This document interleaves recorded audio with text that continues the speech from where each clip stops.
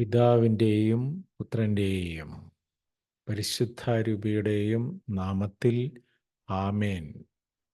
വീണ്ടും വചനവുമായി വരാൻ സാധിക്കുന്നതിന് കർത്താവിന് നന്ദി പറയുന്നു. ഇന്നത്തെ വചന ഭാഗം, മനുഷ്യരുടെ മുമ്പിൽ എന്നെ ഏറ്റുപറയുന്നവനെ എൻ്റെ സ്വർഗസ്ഥനായ പിതാവിൻ്റെ മുമ്പിൽ ഞാനും ഏറ്റുപറയും. മനുഷ്യരുടെ മുമ്പിൽ എന്നെ തള്ളിപ്പറയുന്നവനെ എൻ്റെ സ്വർഗസ്ഥനായ പിതാവിൻ്റെ മുമ്പിൽ ഞാനും തള്ളി പറയും. ഇത് വിശുദ്ധ മത്തായി എഴുതിയ സുവിശേഷം 10-ാം അധ്യായം 32 മുതലുള്ള വാക്യങ്ങളാണ്. മനുഷ്യരുടെ മുൻപിൽ എന്നെ ഏറ്റുപറയുന്നവനെ എൻ്റെ സ്വർഗസ്ഥനായ പിതാവിൻ്റെ മുമ്പിൽ ഞാനും ഏറ്റുപറയും. മനുഷ്യരുടെ മുമ്പിൽ എന്നെ തള്ളിപ്പറയുന്നവനെ എൻ്റെ സ്വർഗസ്ഥനായ പിതാവിൻ്റെ മുമ്പിൽ ഞാനും തള്ളി പറയും.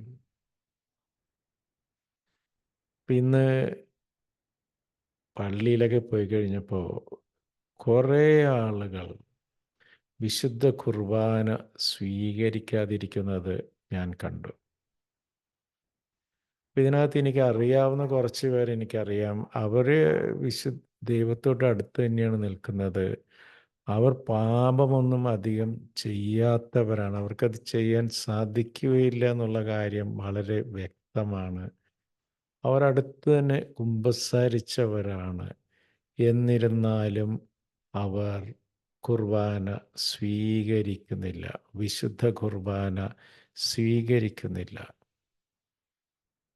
അപ്പോൾ ഈ വിശുദ്ധ കുർബാനയിൽ ഗംഭീരമായി പങ്കെടുക്കുകയും ആത്മാർത്ഥതയോടെ പങ്കെടുക്കുകയും അതിൻ്റെ ഏറ്റവും ഇമ്പോർട്ടൻ്റ് ആയിട്ടുള്ള ഭാഗമായിട്ടുള്ള വിശുദ്ധ കുർബാന സ്വീകരണം പൂർണ്ണ യോഗ്യത ഉണ്ടായിട്ടും സ്കിപ്പ് ചെയ്യുന്നവരെ കുറിച്ചാണ് എനിക്കിന്ന് പറയുവാനുള്ളത്.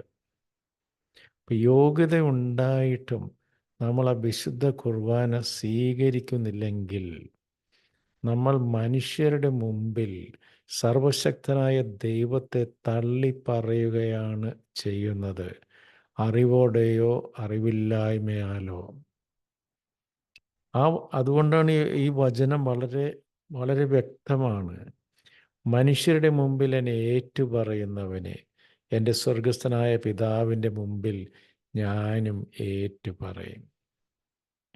പലർക്കും ഇപ്പോഴും ഒരു ജാള്യതയും മനുഷ്യരുടെ മുമ്പിൽ ഭക്തിയോടെ കർത്താവിൻ്റെ മുമ്പിൽ കർത്താവിനെ സ്വീകരിക്കുക എന്നത് ഇപ്പോഴും പലർക്കും ഒരു വളരെ ബുദ്ധിമുട്ടുള്ള ഒരു കാര്യമാണ്. അപ്പോൾ ഞാനും ഈ ഫേസൊക്കെ കടന്നു കഴിഞ്ഞ് വന്നതുകൊണ്ട് എനിക്കും അത് ഷെയർ ചെയ്യണമെന്ന് എനിക്ക് തോന്നി. അപ്പോൾ ഒരു കാലഘട്ടത്തിൽ വിശുദ്ധ കുർബാന സ്വീകരിച്ചിട്ട് അവിടെ നിന്നിങ്ങോട്ട് നടന്നു വരാനായിട്ട് ഭയങ്കര ബുദ്ധിമുട്ടാണ്. എല്ലാവരും നമ്മളെ ശ്രദ്ധിക്കുന്നതായിട്ട് നമുക്ക് തോന്നും. പക്ഷേ ആക്ച്വലി നമ്മളെ ആരും ശ്രദ്ധിക്കുന്നില്ല. അവരെല്ലാവരും അവരവരുടെ ലോകത്താണ്. നമ്മളെ ആരും ശ്രദ്ധിക്കുന്നില്ല. നമുക്ക് മറ്റുള്ളവർ നമ്മളെ ശ്രദ്ധിക്കുന്നു എന്ന് തോന്നുന്നത് നമ്മൾ കർത്താവിൽ നിന്ന് കണ്ണെടുക്കുമ്പോഴാണ്. അതായത് വിശുദ്ധ കുർബാന സ്വീകരിച്ച് അപ്പോൾ തന്നെ നമ്മൾ കർത്താവിനെ ഓർക്കാതെ മറ്റുള്ള പല വിചാരങ്ങൾക്ക് അടിമപ്പെടുന്നത് കൊണ്ടാണ് മറ്റുള്ളവർ നമ്മളെ ശ്രദ്ധിക്കുന്നു എന്ന ഒരു ചിന്ത നമ്മിൽ ഉടലെടുക്കുന്നത്. നമ്മളെ ആരും ശ്രദ്ധിക്കുന്നില്ല. ഇനി എല്ലാവരും ഈ ലോകം മുഴുവൻ നമ്മളെ ശ്രദ്ധിക്കുകയാണെങ്കിൽ തന്നെ നമ്മുടെ ശ്രദ്ധ കർത്താവിലാണെങ്കിൽ ഇതൊന്നും നമുക്കൊരു വിഷയമേ അല്ല. അപ്പോൾ ഞാനൊക്കെ പലപ്പോഴും വിശുദ്ധ കുർബാന സ്വീകരിക്കുമ്പോൾ എനിക്കുള്ള ഒരു അനുഭവം, ഈ ലോകത്തിൻ്റെ മുമ്പിൽ കർത്താവിനെ ഏറ്റുപറയുന്ന ഒരു അനുഭവമാണ്. പബ്ലിക്കായിട്ട് എല്ലാവരും നോക്കി നിൽക്കെ പൂർണ്ണ യോഗ്യതയോടുകൂടെ വിശുദ്ധ വിശുദ്ധ ബലി സ്വീകരിക്കുക എന്നുള്ളത്. അത് നമുക്ക് യോഗ്യതയില്ലാതെ പാപം ചെയ്തിട്ട് പോയിട്ടത് സ്വീകരിക്കുന്നത് തെറ്റ് തന്നെ. പക്ഷേ വലിയ പാപങ്ങളൊന്നും നമ്മൾ ചെയ്തിട്ടില്ലെങ്കിൽ പശ്ചാത്തപിച്ച് ആ വിശുദ്ധ കുർബാന സ്വീകരിക്കുക തന്നെ നമ്മൾ ചെയ്യണം. ഒരു മഹാവിരുന്നിന് പോയിട്ട് അവിടുത്തെ ഭക്ഷണം കഴിക്കാതെ വന്നാൽ ആ വിരുന്ന് നടത്തിയവന് എന്തു തോന്നും?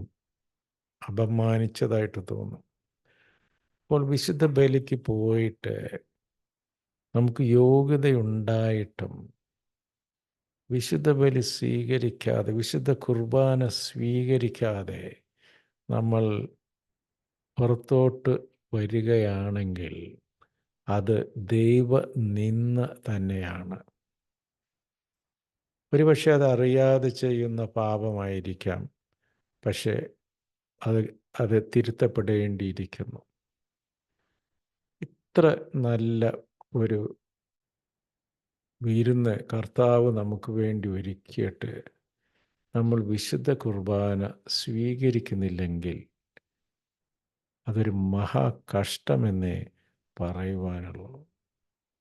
അപ്പോൾ ഈ ലോകത്തിൻ്റെ മുമ്പിൽ കർത്താവിനെ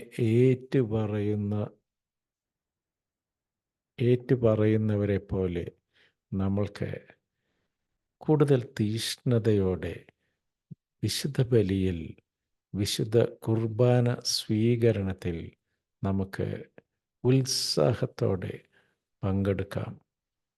ക്രിസ്തുവിനെ നമുക്ക് സ്വീകരിക്കാം.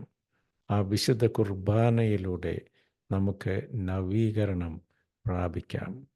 ദൈവം നമ്മെ എല്ലാവരെയും സമൃദ്ധമായി അനുഗ്രഹിക്കട്ടെ. God bless. ദൈവത്തെ ജനങ്ങളുടെ മുമ്പിൽ ഏറ്റുപറയുന്നവനെ ദൈവവും കർത്താവും സ്വർഗസ്ഥനായ പിതാവിൻ്റെ മുമ്പിൽ ഏറ്റുപറയും. ആമേൻ.